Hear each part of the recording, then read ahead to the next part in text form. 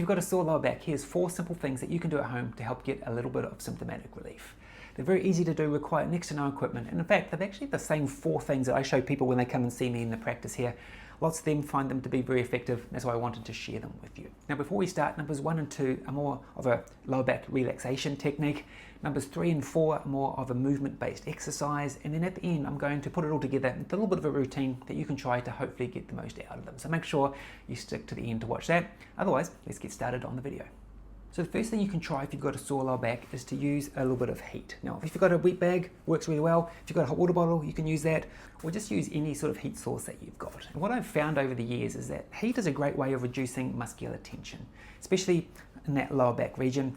And if you want to use heat on your lower back, what I'd suggest is to do it sitting in a chair with a straight back, like the chair in the corner, or like a dining type chair or an office type chair, because when you do that and pop your wet bag across your lower back, it puts you into more of a neutral position, the muscles aren't working hard, and it's just a lot more efficient. If we're slouching on our couch in that sort of rounded position, it's kind of like we're trying to get a muscle to relax that's already more active anyway, and it's kind of like fighting against each other. So when we use heat, what I usually suggest is short bursts work better, so put it on for 20 minutes, leave it off for a while, and then put it back on again. You'll get a lot more benefit doing that than just leaving it on for an hour.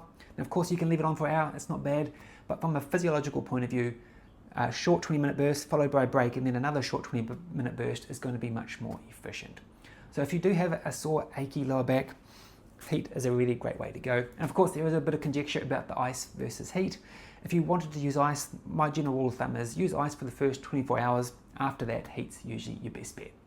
So the second thing you can do is a restful position called the static back position. Now this is one of my all-time favorite things to show people. In fact, over the years, I've only ever had 2 people, I think, that don't like lying in this position. Most people find it super comfy. And what you're going to do is you're going to lie on your back on the ground, you're going to put your legs up onto a chair. You could use a box, a couch, your bed, coffee table, whatever you've got. But what I've found is if you can get something the perfect height of your femur here or your thigh, it just works that much better. But if it's a little bit shorter or a little bit taller, it doesn't really matter too much.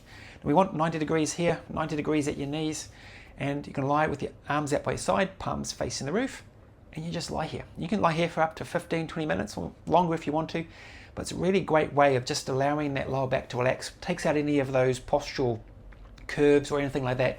It's just a super comfortable position. So if you've got a sore lower back, this is a really nice position to get into. Now, of course, when you are here, it can be a little bit tricky, especially if your lower back's a little bit sore. So if you need a little bit of help getting down or a little bit of help getting back up off the ground, that's okay. You can use something to push up off. But if you can get here, it's well worth investing a little bit of time lying in that position. So the third thing you can try if you've got a sore lower back is the classic yoga exercise, the cat-cow. Now, this is one of my all-time favorite exercises. It's really simple to do, but it's really effective for a sore lower back. And in fact, it's probably something that we should all do every day because it's just a really good spinal mobility exercise. So what you do is you're going to get onto all fours, hands under shoulders, knees under hips. As you breathe in, we're going to arch the back up, drop the head down. As you breathe out, we're going to lower that chest down, head back. And you're just going to scroll through those positions nice and slow and controlled 10 times.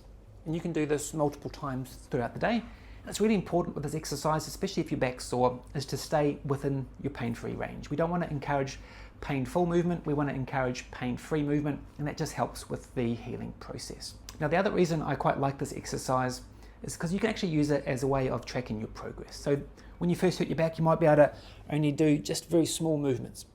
But then a few days or a week later, you might be able to go further, so you can actually track that you're getting better with that pain-free movement. So the fourth thing you can try if you've got a sore lower back is the circle exercises. Now there's 3 parts to these.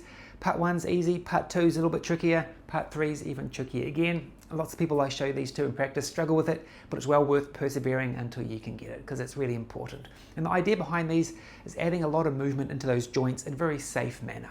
When we move a joint, it helps block pain, it can help lubricate the joints, it helps loosen up the muscles, and essentially movement is neurology. As we move joints, it fires up the brain so our brain can control our body better. So to do these circle exercises, the first thing we're going to do is the pelvic circle. So we're just going to do big circles with your pelvis. I'd start doing 10 in one direction, 10 in the other. Now, like with the cat-cow, we want to make sure that this is pain-free. We want to stay within our pain-free range, and you can also use these to track progress, because one day you might go, oh, I can only do little, next day you can go bigger, okay? The second part is a little bit trickier, so this time our pelvis stays still, but this time we're going to do circles just with our spine only. This is where a lot of people start to struggle, especially if you haven't done this type of movement before. Again, 10 in one direction, 10 in the other, staying within your pain-free range. And then the third one is even trickier again. This is called a lateral glide. So we're going to glide to the side. Our shoulders should stay reasonably level. And this is doing that lateral glide movement.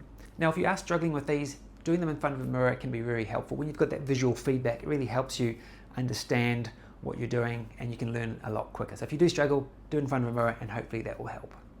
So if you wanted to create a little bit of a routine out of these 4 things, you can use the heat whenever you like. But with the other 3, I'd start with the static back position.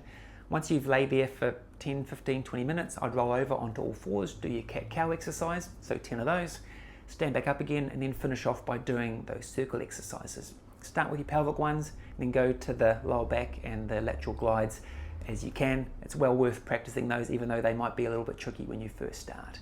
And I think that's a really good way of getting the most out of these 4 things. And a lot of people that I see in practice here find that to be really useful. So hopefully you'll find it useful as well.